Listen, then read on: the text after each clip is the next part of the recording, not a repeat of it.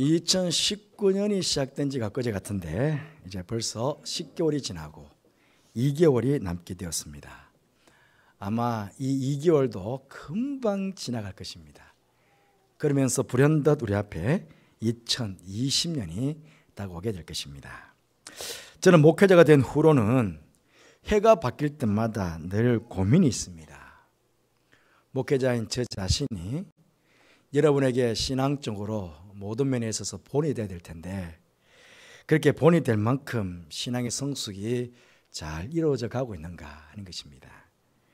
그 또 하나는 목회자로서 제가 지금 목양을 하고 있는데 목양을 받고 있는 성도인 여러분들은 얼마나 신앙의 성숙이 잘 이루어져 가고 있는가 하는 그런 고민입니다. 지난 주일날 우리 큰빛교회 노희송 목사님께서 설교 중에 그러셨죠. 자신이 본 가장 큰 기적은 무엇이라고 했습니까? 예수님을 만났다고 하고 그렇게 설교를 많이 들으면서도 전혀 변하지 않는 성도들을 보는 것, 그게 가장 큰 기적이라고 그런 말씀을 하시는데요. 그럼 왜 오랫동안 교회를 다니고 수많은 말씀을 들으면서도 신앙이 성숙되지 못하고 또 변화되지 않는 그런 모습으로 한 해, 두 해 그냥 그렇게 보내고 있는 것일까요? 많은 이유를 들을 수 있겠지만 오늘 본문 말씀 속에서 한번 그 원인을 찾아보면 더 나은 신앙으로 도전해 가기보다는 얼마간의 신앙생활에 그냥 안주하여 머물러 버리기 때문인 아닌가 하는 것입니다. 오늘 본문은 하나님께 하늘로 부름을 받게 된 엘리야가 하늘로 부름받기 전에 제자인 엘리사를 데리고 갑니다. 왜? 이제 곧 자신의 후계자로 선지자가 되어야 되니까. 그 엘리사를 이끌고 성경에서 중요한 의미를 가지고 있는 네 곳의 장소를 데리고 가는 모습을 오늘 우리는 말씀을 통해서 보았습니다. 이것은 어찌 보면 하나님의 사람으로서 하나님의 일을 감당해야 할 일꾼, 제자로서 얼마만큼의 신앙의 성숙을 이루어가야 하는가 하는 것을 가르치기 위한 어찌 보면 신앙의 훈련 코스였다. 그렇게 볼 수 있겠습니다.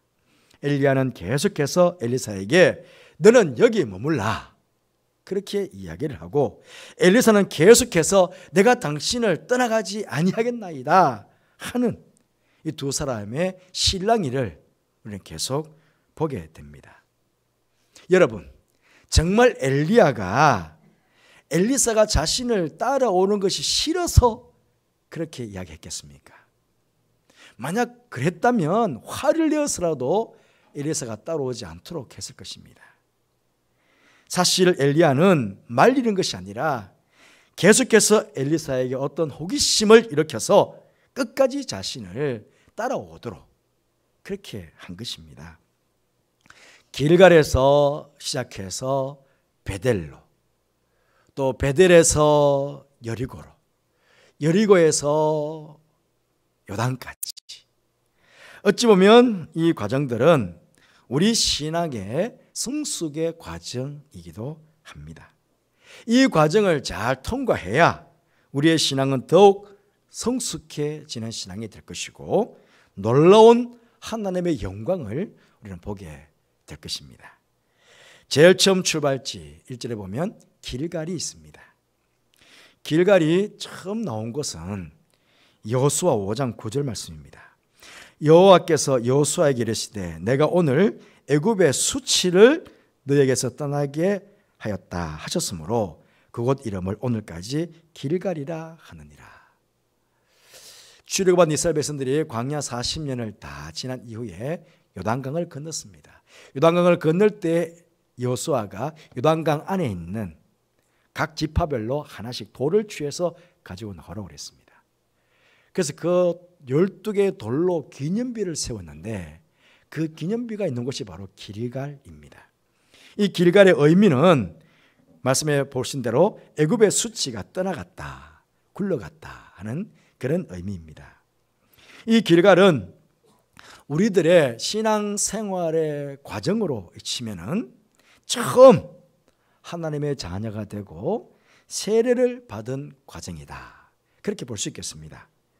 요단강에서 세례를 받고 과거 죄들, 과거 애굽의 종되었던 일들, 과거 사탄의 죄, 사탄에 사로잡혀 있었던 그 모든 종노릇 하는 것들을 다 물러가게 했다, 다 굴려버렸다 하는 그런 것입니다. 오늘날 우리에게 길갈은 예수님을 믿고 신앙생활의 첫 감격을 맛본 곳, 구원의 은혜, 구원의 기쁨을 처음 맛본 곳, 그것이 길갈일 수 있습니다. 하지만 이 자리는 신앙의 초보의 자리인 것입니다. 그러하기에 구원의 감격과 기쁨이 있다고 해서 우리는 여기서 안주하여 머물러 있으면 안 되는 것입니다. 히브리서 6장 1절 2절 말씀 보시면, 그러므로 우리가 그리스도의 도의 초보를 버리고, 여러분, 죽은 행실을 회개하는 것, 하나님께 대한 신앙, 세례, 안수, 죽은 자의 부활, 영원한 심판에 대한 교훈, 이 얼마나 대단한 것입니까? 그런데 이 교훈의 틀을 다시 닦지 말고 완전한 대로 나아가라, 그렇게 말씀하고 있습니다. 완전한 대로 나아가야 하는데 그냥 길갈에 머물러 있으려고 합니다. 단지 예수님의 이름으로 구원받은 것에만 만족하고 그 이상의 어떤 영적인 성수가 없이 그 자리에만 계속 맴돌기만 합니다. 신앙인은 결코 이래서는 안 되는 것입니다. 엘리야가 엘리사를 시험하면서 너는 여기에 머물라, 그렇게 이야기하였습니다. 오늘날 사단이 우리를 시험합니다. 물론 엘리야의 시험과 사단의 시험은 같은 시험이 아닙니다만은 많은 사람들에게 이 사탄이 말합니다. 여기 머물러 있으라고. 야, 길갈이 좋아, 그냥 길갈이 있어. 십자가에도 얼마나 훌륭하냐, 이 신앙의 초보에 그냥 머물러 있어. 그렇게 자꾸 우리를 유혹합니다. 그렇게 속삭입니다. 여러분, 길갈에 머물러 있으면 가나안 땅의 축복을 받을 수 없습니다. 성령의 능력을 체험해 볼 수도 없는 것입니다. 어린아이와 같이 미숙한 신앙인으로 그렇게 살아갈 수밖에 없는 것입니다. 그러기에 더 나은 신앙의 단계를 위해서 우리는 길갈을 떠나가야 합니다. 그럼 그 다음 단계는 2절에 보면 베델이 나옵니다. 이 베델이 처음 기록된 곳은 창세기입니다. 창세기 12장 13장을 쭉 읽어보시면 갈대와 우르에서 하나님께 부름을 받았던 아브라함이 가나안 땅에 들어왔습니다. 가나안 땅에 들어와서 제일 처음 제단을 쌓고 제일 처음 여호와의 이름을 불렀던 곳, 그 하나님께 예배드린 곳이죠. 그게 바로 베델입니다.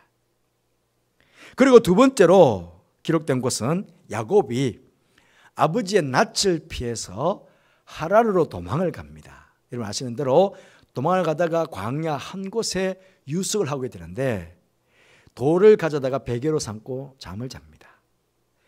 꿈에 환상 중에 하나님께서 사닥다리를 놓으시고 야곱에게로 찾아오십니다. 하나님을 만났죠.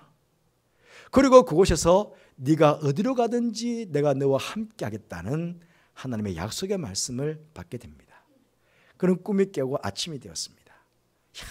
바로 이곳이 하나님의 집이구나, 이곳이 바로 하늘의 문이구나, 그렇게 고백하면서 창세기 18장 19절 말씀 보시면 자신이 베개로 삼았던 그 돌을 가져다가 기둥으로 세우고 기름을 부었습니다. 바로 예배를 드렸다는 것이죠. 그러면서 그곳 이름을 벳엘이라 하였더라. 여러분, 이 베델의 뜻은 하나님의 집입니다. 하나님의 집. 지금으로 말하면 교회일 수 있습니다. 하나님의 집에서, 교회에서 예배 드림의 기쁨이 있고 또 하나님과 영적인 교통을 통해 신령한 기쁨을 맛볼 수 있습니다. 그렇죠? 하나님께 예배 드리는 곳, 하나님과 깊은 교제를 통해서 영적인 기쁨을 맛보는 것, 얼마나 좋습니까? 그러하게 성도는 평생 교회 중심의 신앙생활을 해야 합니다. 하지만 여러분, 그런데 우리는 교회 생활, 예배 생활에만 만족하고 이 생활을 전부로 삼아서는 안 된다는 것입니다. 더 나은 신앙의 단계가 있습니다. 그 단계로 우리는 나아가야 합니다. 그 다음에 세 번째 단계가 4절 말씀에 보듯이 여리고입니다.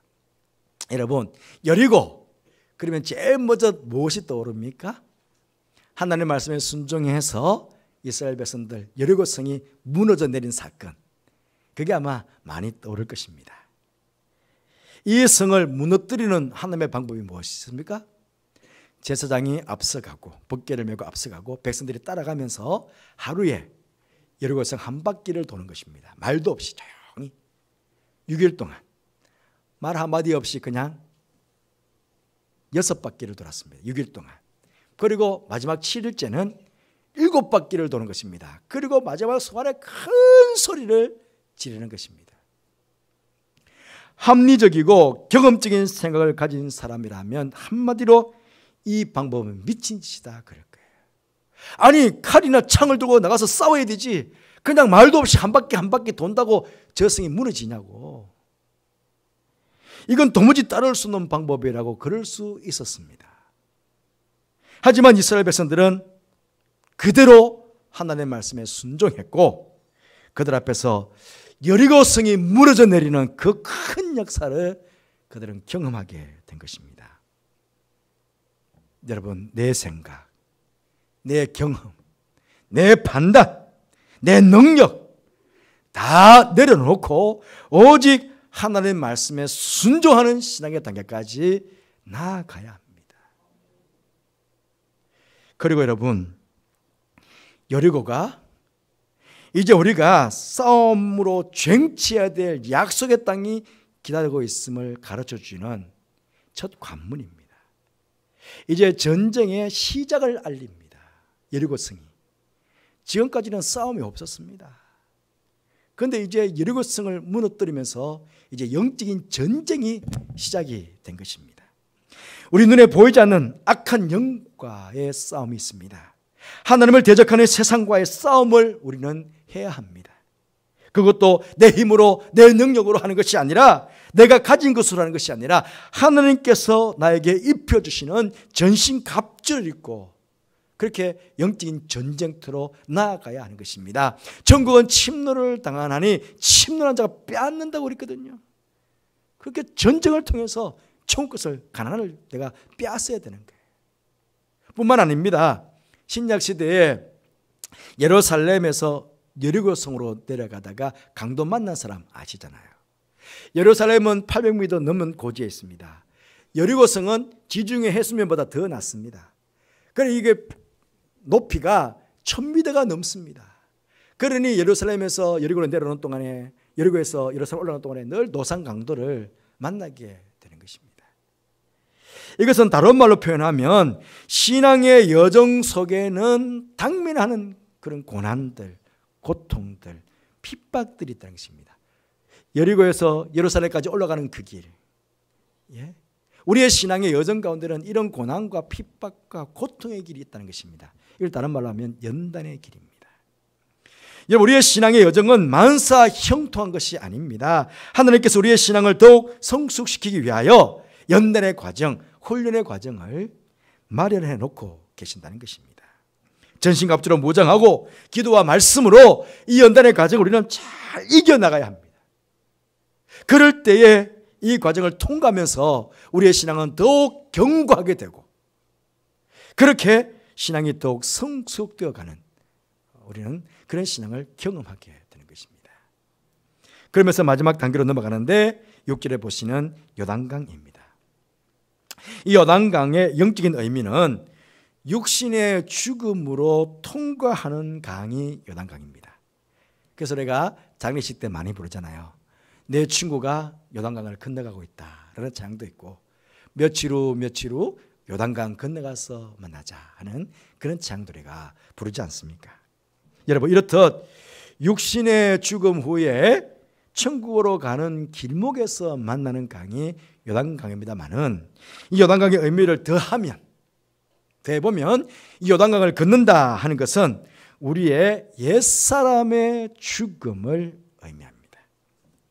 처음에 요단강을 건넜을 때 길갈이잖아요. 길갈. 여러분, 길갈에 도착한 이스라엘 백성들은 요단강을 통과하면서 세례를 받았습니다. 사단의 종, 바로의 종 되었던 옛사람이 죽고 이제는 하나님의 자녀, 하나님의 백성, 하나님의 종으로 새롭게 거듭난 것입니다. 성경에 홍해를 지나잖아요. 물로 지나는 것은 다 죽음을 말합니다. 죽음.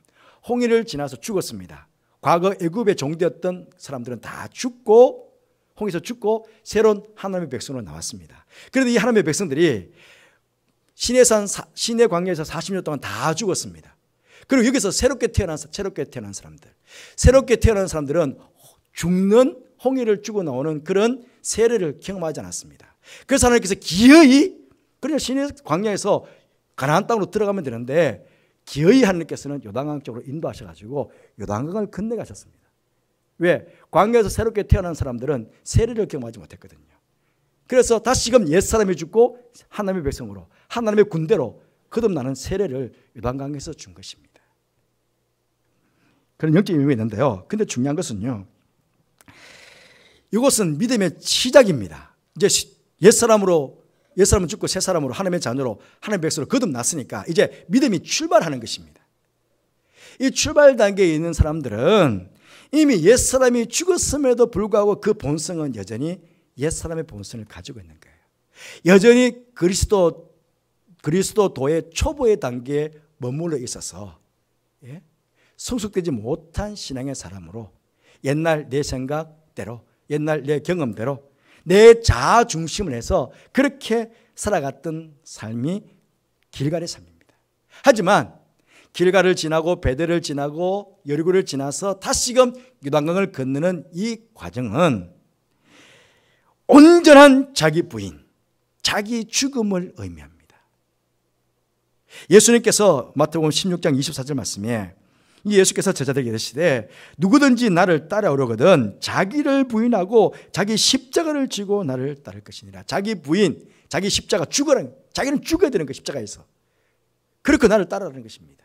이걸 좀 더 의미를 부여하면 갈라디아서 2장 20절 말씀에 내가 그리스도와 함께 십자가에 못 박혔나니, 내가 그리스도와 함께 십자가에 못 박혔으니까 난 죽었습니다.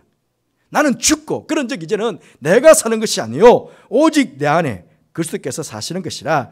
이제 내가 육체 가운데 사는 것은 나를 사랑하사 나를 위하여 자기 자신을 버리신 하나님의 아들을 믿는 믿음 안에서 사는 것이라. 우리 찬양대 오늘 찬양 너무 좋았어요. 주님의 뜻대로 살아가는 삶, 그게 믿음으로 살아가는 삶 아닙니까? 나는 죽고 예수로 살아가는 삶, 이 삶의 단계까지 우리는 신앙의 성숙을 이루어져 가야 한다는 것입니다.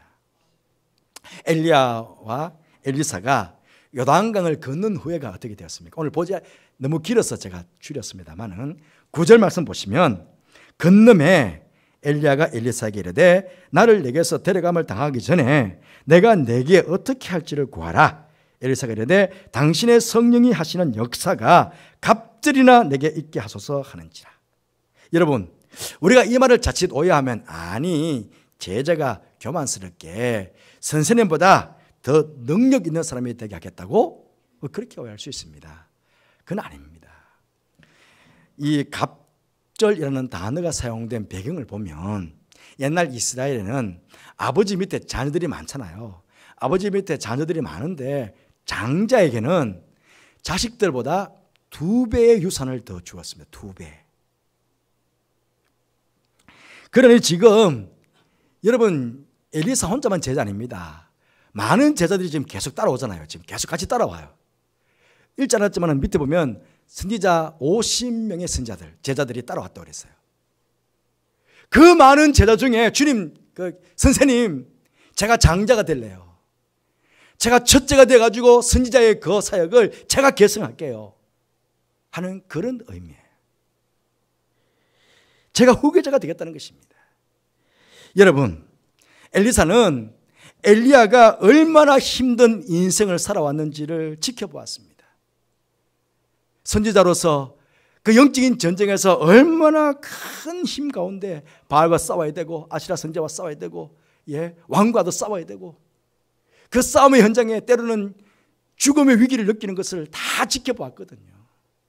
그렇다면 그런 힘든 삶을 피하고 싶은 게 사람 마음 아니겠습니까? 제가 선생님 보니까 너무 힘들어요. 저는 하기 싫어요. 그럴 수 있잖아요, 다. 저는 담임 목사가 되어가지고 부목사님들을 뽑을 때, 또 부부입자를 뽑을 때 저는 두 가지를 늘 먼저 생각합니다. 조건을 제가 제 나름대로 가지고 있습니다.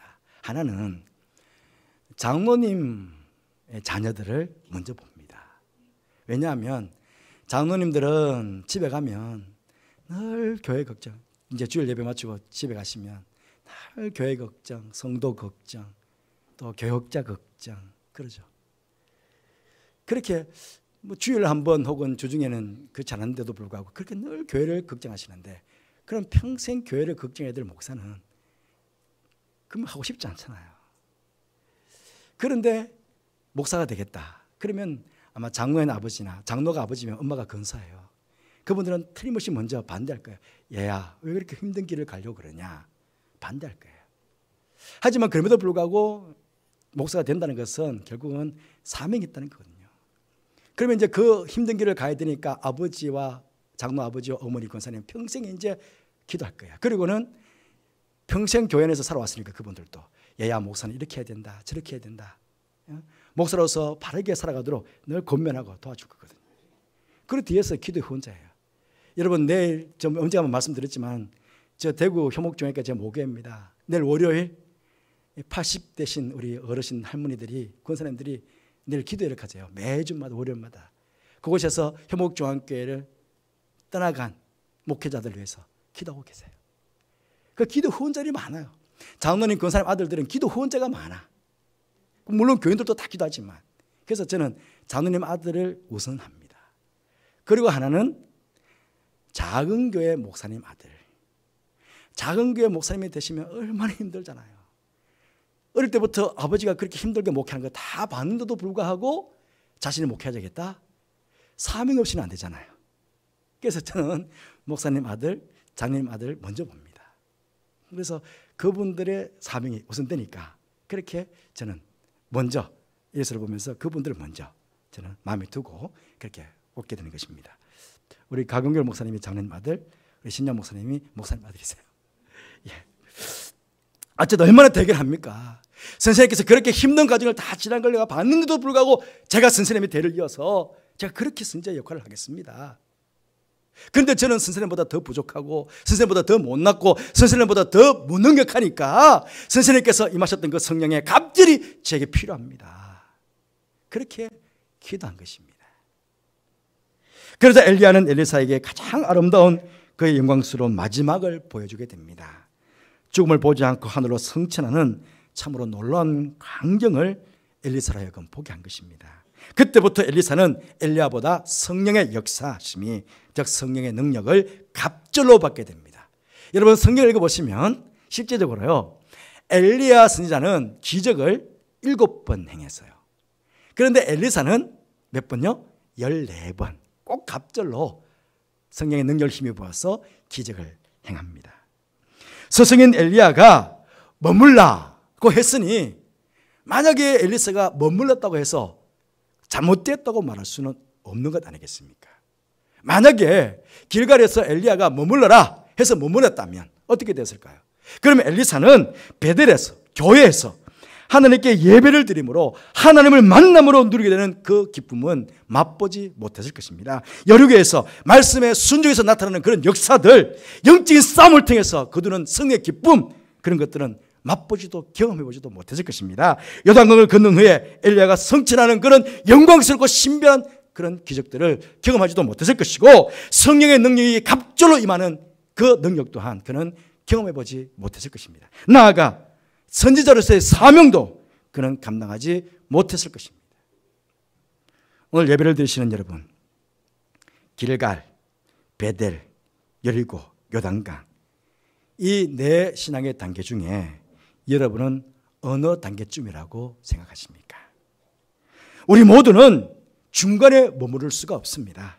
나는 죽고 예수로 사는 그 신앙의 단계까지, 신앙의 초보를 버리고 완전한 데까지 우리는 달려가야 합니다. 우리의 신앙생활에서 이쯤 하면 됐어, 이쯤 했으면 됐다고 성경 어디에 기록되어 있습니까? 주님은 절대로 우리에게 얘야 이쯤 됐으면 됐으니까 이제 그만 쉬어라고 말씀하시는 주님은 안 계십니다. 이쯤 하면 됐으니까 그만하라고 말하는 분은 하나님이 아니십니다. 마귀가 우리를 유혹하는 거죠. 이쯤 했으면 됐다, 머물라고 유혹하지만 우리는 결코 머무르는 신앙이 되어서는 안 됩니다. 우리는 세상을 향한 욕심이 아니라 거룩함을 향한 거룩한 욕심을 우리는 가져야 됩니다. 엘리사의 멈추지 않는 열정, 열심, 이런 걸 우리가 가져야 합니다. 만약에 올해 도무지 제대로 성숙하지 못했다면 남은 2달 동안도 계속 우리는 달려가야 합니다. 내년에도 신앙 성숙을 위해 쉬지 않고 계속 달려가겠다는 그런 결단, 그런 목표를 우리는 세워야 하는 것입니다. 사랑하는 성도 여러분, 죽음의 요단강을 건너 주님의 나라까지 가는 그날까지 끝까지 신앙의 경주를 게을리 않고 부지런히 하시는 가운데 온전한 신앙의 단계로 주 앞에 나갈 수 있는 그런 저와 여러분이 되시기를 주님의 이름으로 축복합니다. 기도하겠습니다. 주님, 엘리야와 엘리사의 신앙의 여정을 통해 우리의 신앙의 모습을 보게 하시니 감사합니다. 길가를 지나 베델을 지나 예리고를 지나 요단까지 우리의 신앙의 초보에서 단계를 벗어나 완전한 데까지 끝까지 달려가는 저들 될 수 있도록 축복하여 주옵소서. 그렇게 믿음으로 달려가 완전한 단계에서 우리 주님을 배울 수 있는 우리 모든 성도들 되게 하여 주옵소서. 예수님 이름으로 기도드리옵나이다. 아멘.